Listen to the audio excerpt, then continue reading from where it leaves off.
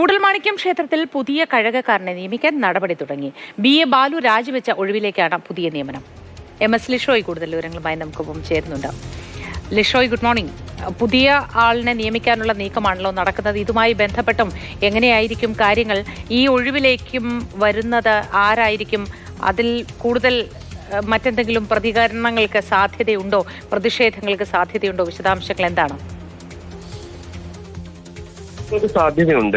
കാരണം മറ്റൊന്നുമല്ല, ഇതിൽ ഏറ്റവും പ്രധാനപ്പെട്ട ഒരു ആവശ്യമായി ഈ പ്രതിഷേധിച്ച തന്തു സമാജമായാലും വൈദ്യർ സമാജമായാലും പറഞ്ഞിരുന്ന ഒരു കാര്യം എന്ന് പറയുന്നത്, നിലവിൽ കാരായ്മക്കാരായ കുടുംബത്തെ മാറ്റിക്കൊണ്ട് മറ്റൊരു നിയമനം നടത്തരുത്. അതിപ്പോൾ ഏത് ജാതിയിൽപ്പെട്ട ആളായാലും അങ്ങനെ ഒരു നിയമനം നടത്തരുത് എന്നുള്ളതാണ് ഇപ്പോൾ, അതായത് നേരത്തെ തന്നെ ഈ ഒരു പ്രതിഷേധത്തിന്റെ ഭാഗമായി അവർ പറഞ്ഞിരുന്നത്.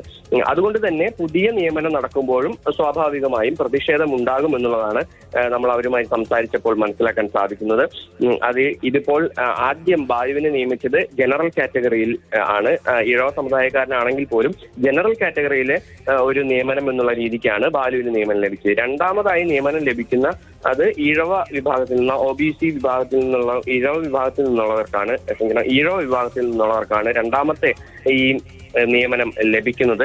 അതുകൊണ്ട് തന്നെ ഈ രണ്ടാമത്തെ ഈ നിയമനം ലഭിക്കുന്ന വ്യക്തിക്ക് ഇപ്പോൾ അഡ്വൈസ് അയച്ചിട്ടുണ്ട്. ചേർത്തല സ്വദേശിയായ KS അനുരാഗിനാണ് Devaswom recruitment board advise memo അയച്ചിട്ടുള്ളത്. എന്തായാലും വീണ്ടും ഈ ഒരു വിഷയം വീണ്ടും സജീവമായി ചർച്ചയാകുമെന്നുള്ളത് തന്നെയാണ് ഇപ്പോൾ വ്യക്തമാകുന്നത്. അതേസമയം തന്നെ ഈ പ്രതിഷേധങ്ങൾ ഉണ്ടാകാൻ സാധ്യതയുണ്ട്. പക്ഷേ ഈ പ്രതിഷേധങ്ങൾ ഇല്ലാതിരിക്കുന്നതിന് വേണ്ടിയുള്ള ചർച്ചകൾ ദേവസ്വം ബോർഡിന്റെ ഭാഗത്തു നിന്ന് നടക്കുന്നുമുണ്ട്.